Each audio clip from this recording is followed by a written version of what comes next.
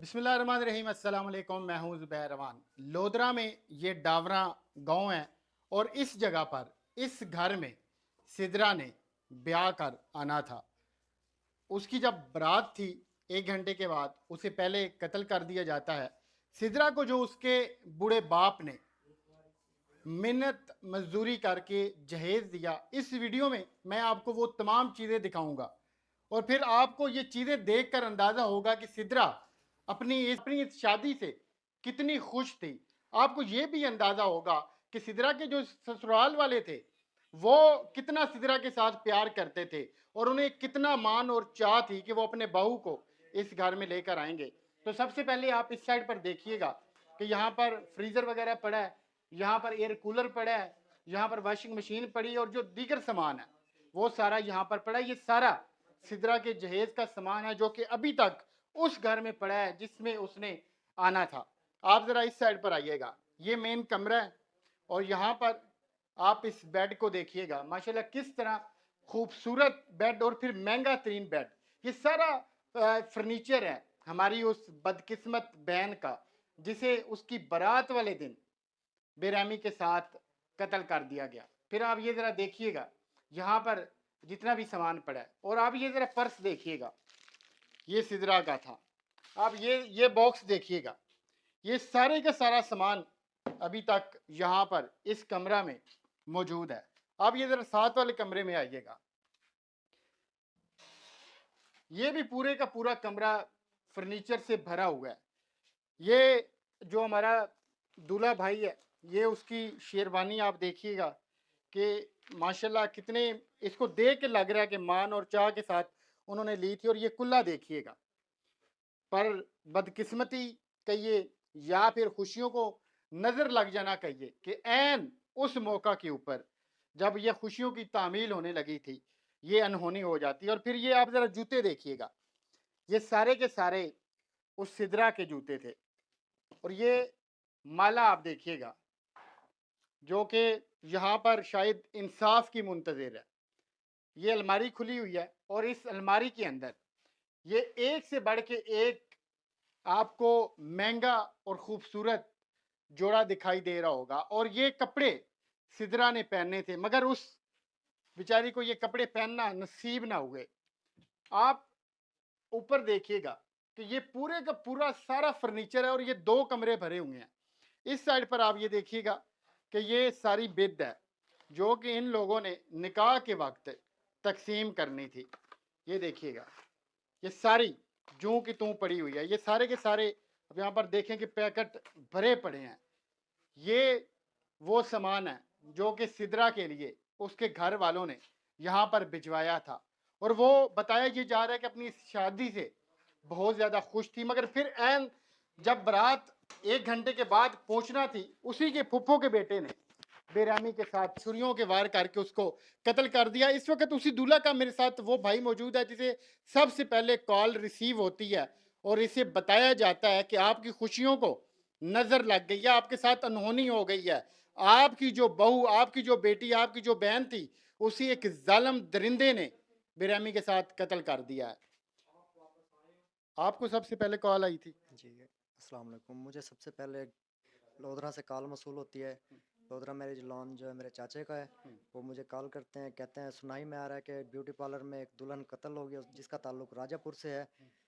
क्या राजापुर में अपने अपने बारात के अलावा किसी और की बारात जानी है?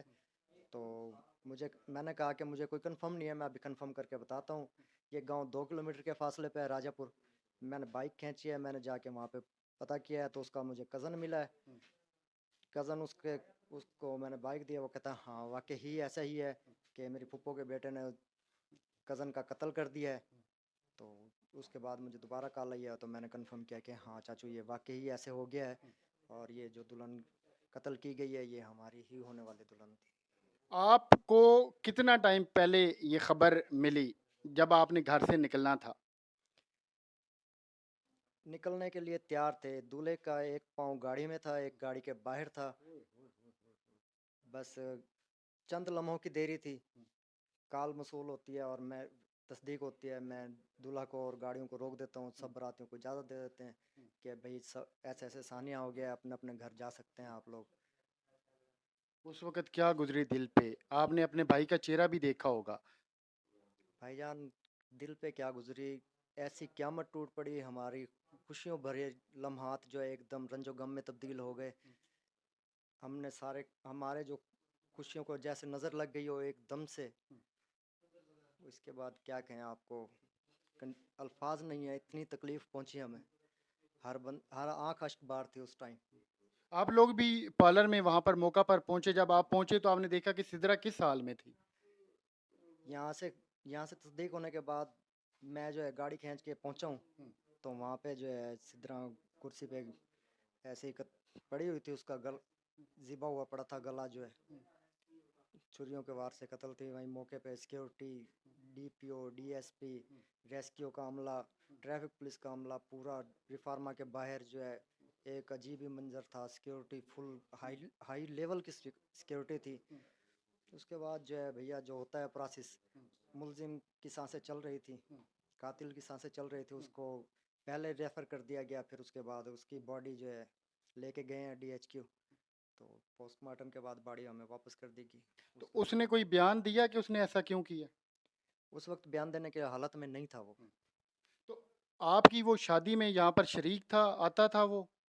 भाईजान एक हफ्ता पहले हमें शादी की डेट दी गई। अच्छा। उस दिन से लेकर एक हफ्ता जो फंक्शन रहे हैं, उन फंक्शनों में हर फंक्शन में कातिल अपने मामू के शाना बशाना था।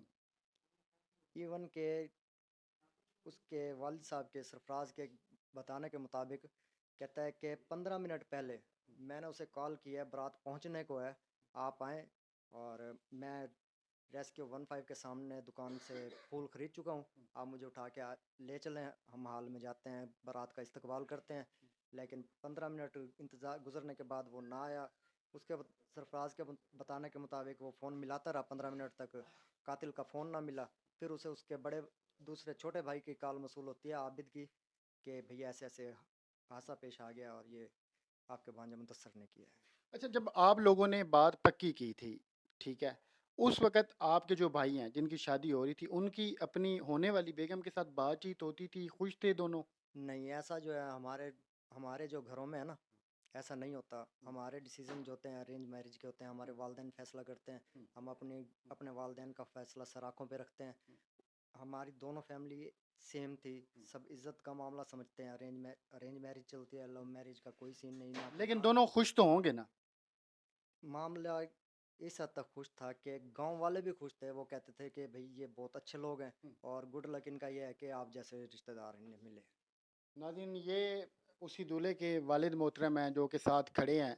इन्होंने इंतहाई मेहनत की, इन्होंने मुशक्क़त की, इन्होंने दिन रात एक की क्या किया, इन्होंने काम किया, इन्होंने पैसा बनाया, और फिर अपने बेटे का जब इन्होंने शादी करनी थी, जो कि मेन दिन होता है जब बाप ने असल खुशी देखना होती है, उसी दिन इनकी खुशियों को नज़र लग गई। तो ये इस वक़्त सिर्फ़ इंसाफ के मुंतज़िर हैं। इनका इतना कहना है कि ऐसे ज़ालिम भेड़ियों दरिंदों को निशाने इबरत बनाया जाए, ताकि आइंदा किसी और में जुर्रत ना हो कि वो किसी की भी बहन बेटी के साथ इतना बड़ा जुल्म कर दे, या फिर किसी की भी खुशियों को इस तरह खा जाए।